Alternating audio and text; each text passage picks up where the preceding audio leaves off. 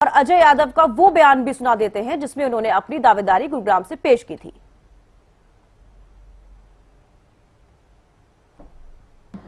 अब तो ये राष्ट्रीय हमारे अध्यक्ष हैं, वो डिसाइड करेंगे कि जो मेरिट के आधार के ऊपर, मैं समझता हूँ जात पात के ऊपर उठकर, और हमारे जो राष्ट्रीय अध्यक्ष हैं वो गुड़गांव से जो है, जिस व्यक्ति ने पसीना बहाया है, जिसने दफ्तर खोला है, जिसके साक्षी आप सब लोग हैं कि क्या 5 साल से मैं यहाँ लोगों से मिलता नहीं रहा हूँ, क्या 400 गांव के दौरे मैंने नहीं किए, क्या लोगों के दुख सुख में नहीं गया हूँ। अभी अर्जुन नगर में मकान गिरा, कौन सा नेता वहां गया? राजबब्बर जी तो आए नहीं, ना राव इंद्रजीत सिंह जी आए। लगे हैं किसी नेता की? एक बात तो मैं आपको बोल देता हूँ, श्रुति जो है वो बेटर कैंडिडेट थी, मेरा अपना मानना है। और यहाँ से अगर कोई बेस्ट कैंडिडेट है वो कैप्टन। नाराजगी जाहिर की है। इससे पहले भी जब राज बब्बर को टिकट नहीं दी गई थी, उससे पहले भी कई बार नाराजगी जाहिर करते हुए नजर आए हैं, लेकिन अब जब राज बब्बर को टिकट मिल गई है गुरुग्राम लोकसभा सीट से, तो फिर वो अपनी नाराजगी जाहिर करते हुए नजर आए।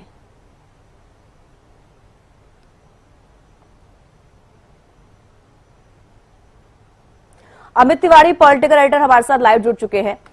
अमित, पहले से कयास लगाए जा रहे थे कि कैप्टन अजय यादव और राज बब्बर रेस में हैं, लेकिन कैप्टन अजय यादव को टिकट नहीं मिली है, राज बब्बर को टिकट दे दी गई है।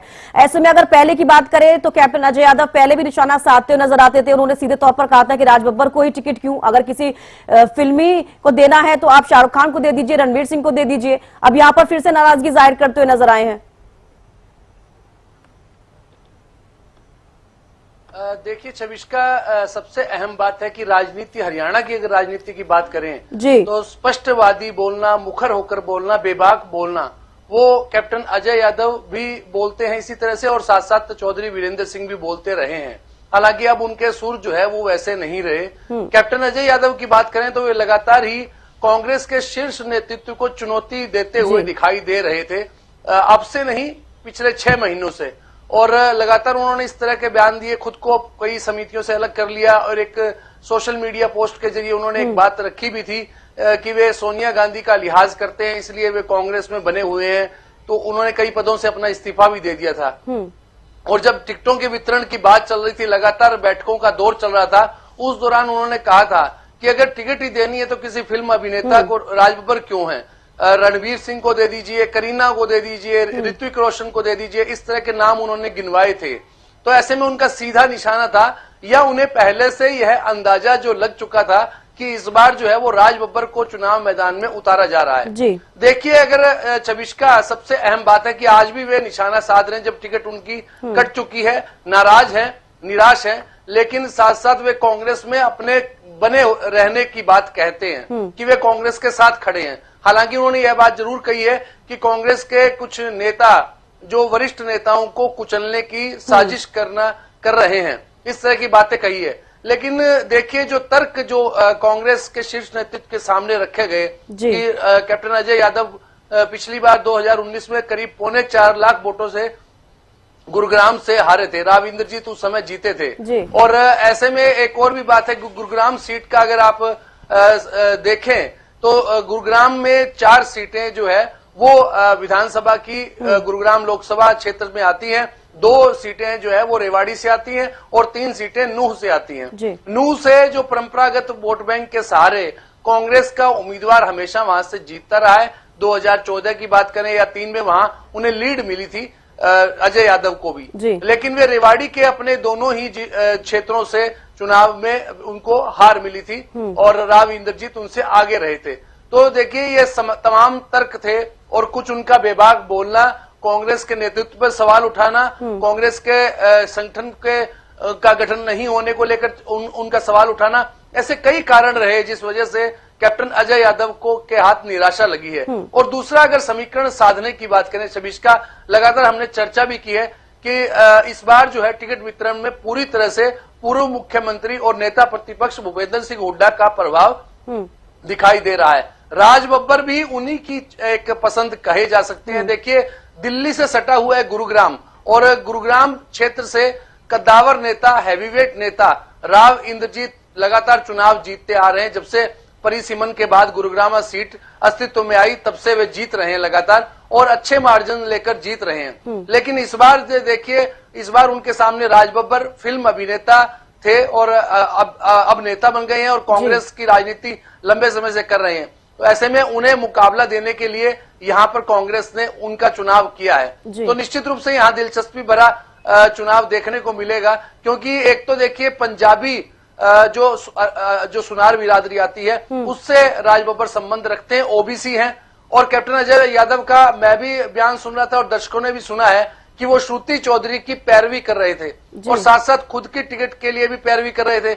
उन्हें भी दरअसल इस बात का अंदाजा था कि अगर अहीरवाल से एक उम्मीदवार बना दिए जाते हैं, यानी रावदान सिंह अहीरवाल से संबंध रखते हैं, वे चुनाव मैदान में आ जाते हैं, तो निश्चित रूप से दूसरे अहीर को टिकट नहीं मिलेगी, यानी दूसरे यादव को टिकट नहीं मिलेगी। तो ऐसे में वे श्रुति चौधरी का भी समर्थन कर रहे थे और साथ साथ जो हुड्डा के अपोजिट जो गुट है उसका भी समर्थन कर रहे थे। उनकी ये राजनीतिक मजबूरी हो सकती है, लेकिन इस बार उनके हाथ निराशा लगी है। और निश्चित रूप से देखिए, जो अगर गुरुग्राम सीट का जातीय समीकरण देखें उस लिहाज से कांग्रेस ने एक बड़ा कैंडिडेट, बड़ा चेहरा, जो नामचीन चेहरा है, जाना पहचाना चेहरा है और साथ साथ पंजाबी वोटरों को साधने की शक्ति रखता है। मुस्लिम मेव जो वोटर हैं वे भी वहां डिसाइडिंग फैक्टर रखते हैं अपना। तो इस तरह से तमाम समीकरणों को साधने की कोशिश कांग्रेस ने राज बब्बर के रूप में की है। देखने वाली बात है कि उनकी यह कोशिश कितनी कामयाब रहती है। जी लेकिन अमित, कैप्टन अजय यादव ने भी पूरी कोशिश की थी। जब 8 प्रत्याशियों की लिस्ट सामने आई थी तो गुरुग्राम की सीट पर कोई प्रत्याशी नहीं उतारा गया। हालांकि वो एक वीडियो भी वायरल हुई थी जिसमें कि कैप्टन अजय यादव एक स्टेज पर राहुल गांधी को पर्ची देते नजर आए। उसके बाद ऐलान होता है कि गुरुग्राम की सीट पर कोई प्रत्याशी नहीं आया, बार बार वो निशाना साधते हुए भी नजर आए, लेकिन उसके बावजूद राज बब्बर को टिकट मिल गई।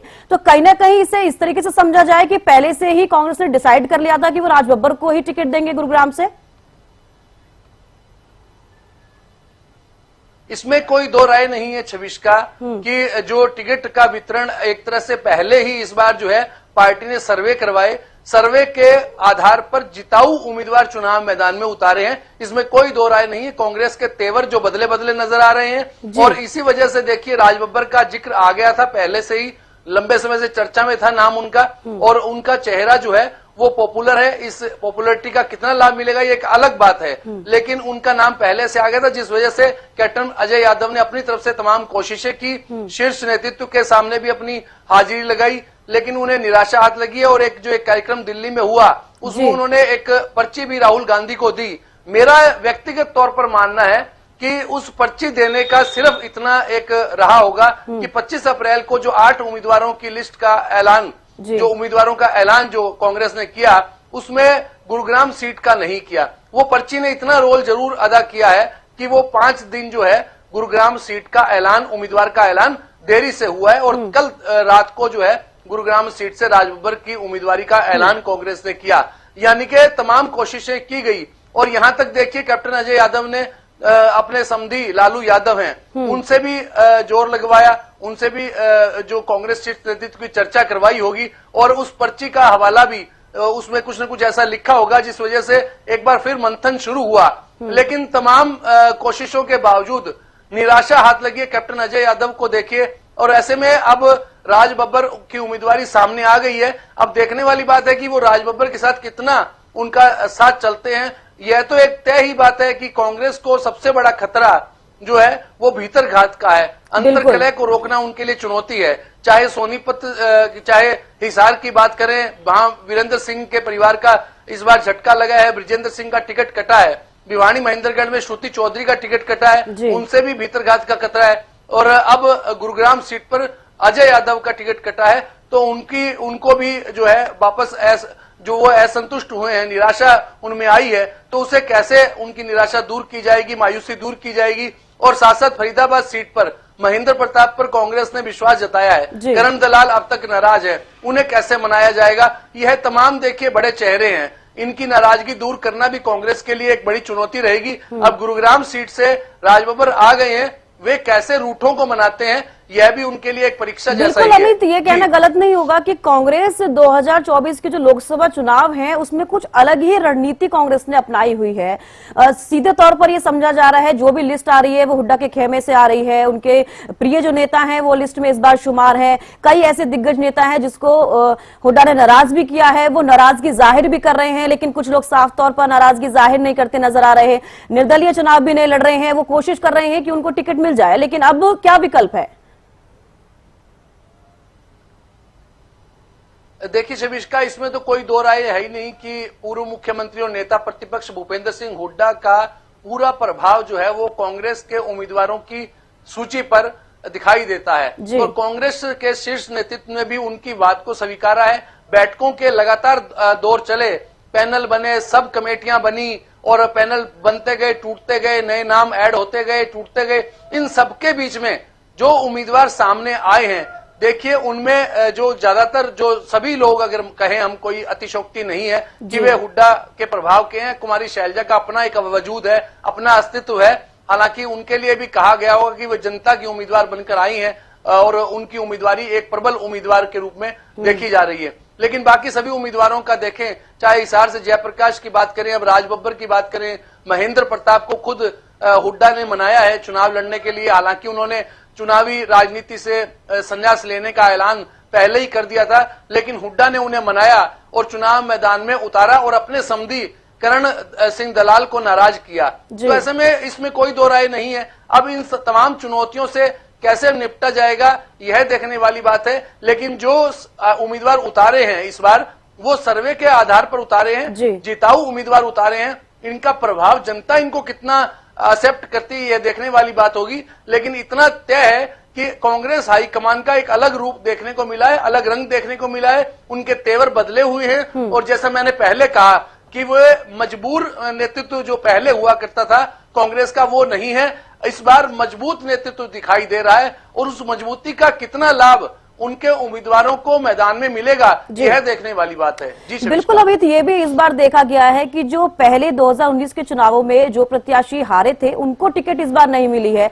श्रुति चौधरी की बात की जाए, कैप्टन अजय यादव की बात की जाए, कांग्रेस इस बार यही सोच रही है कि उसी को लिस्ट में लाया जाए जो जीत का दावेदार हो और वो जीत सके। क्योंकि राज बब्बर की अगर बात करें तो फिल्मी चेहरा है, काफी लोग उन्हें पसंद करते हैं, अच्छी फैन फॉलोइंग है उनकी, तो कहीं ना कहीं ये भी कांग्रेस को फायदा भी हो सकता है इसका। जी, पिछली गलतियों से सबक लिया है। निश्चित रूप से गलतियों से अगर कोई व्यक्ति सबक नहीं लेता और गलतियों पे गलतियां करता है तो आखिरकार उसे सजा भुगतनी पड़ती है। लेकिन जो गलतियों से सबक ले लेता है, पिछले कड़वे अनुभवों से वो सबक ले लेता है, तो अगला उसका भविष्य सही हो जाता है। इस बार कांग्रेस नेतृत्व ने यह जरूर किया है। देखिए, करनाल से एक बड़ी हार का सामना जो है वो कुलदीप शर्मा को उस समय करना पड़ा था।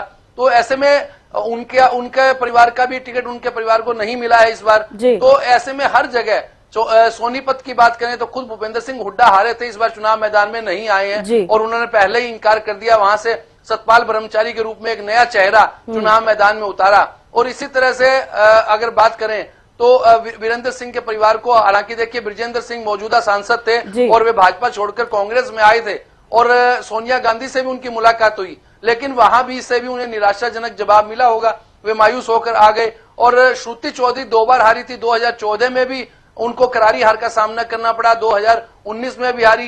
कैप्टन अजय यादव भी चुनाव 4.25 लाख वोटों से गुरुग्राम सीट से हारे थे और खुद के रेवाड़ी की दोनों सीटों से वे हार गए थे। तो ऐसे में देखिए, ऐसे जो उम्मीदवारों को झटका देने का काम तो हुआ ही है और सर्वे के आधार पर कौन जीत सकता है, कौन मैदानी लड़ाई को मजबूती से लड़ सकता है, जातीय समीकरण साधने की पूरी कोशिश की गई और साथ साथ जो क्षेत्रीय संतुलन भी साधा गया। सोशल इंजीनियरिंग का जो रूप कांग्रेस की लिस्ट में देखने को मिला है और इसी वजह से देखिए राज बब्बर आते हैं।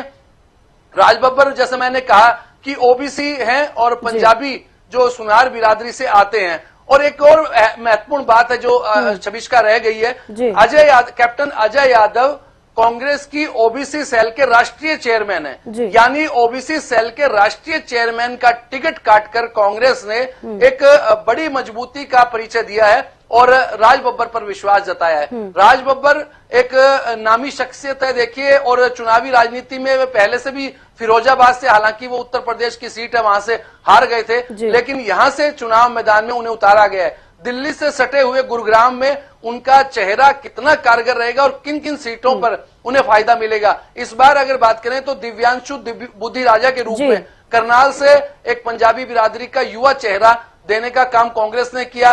तो ऐसे में तमाम तरह के समीकरण, दो पंजाबी बिरादरी के, ओबीसी भी हैं, राज बब्बर पंजाबी भी आते हैं बिरादरी से, और देखिए इस बार एक फैक्टर और चलेगा, नू हिंसा का जो मामला था उसके बाद जो है तस्वीर किस प्रकार की रहती है। मुस्लिम और मेव जो वोटर हैं उनकी संख्या लगभग अगर बात करें तो यादव अहिरवाल के जो वोट हैं उनके लगभग बराबर रहती है। यहाँ गुरुग्राम सीट पर जाट भी डिसाइडिंग में आ जाता है और साथ साथ पंजाबी बिरादरी भी डिसाइडिंग वोटर है।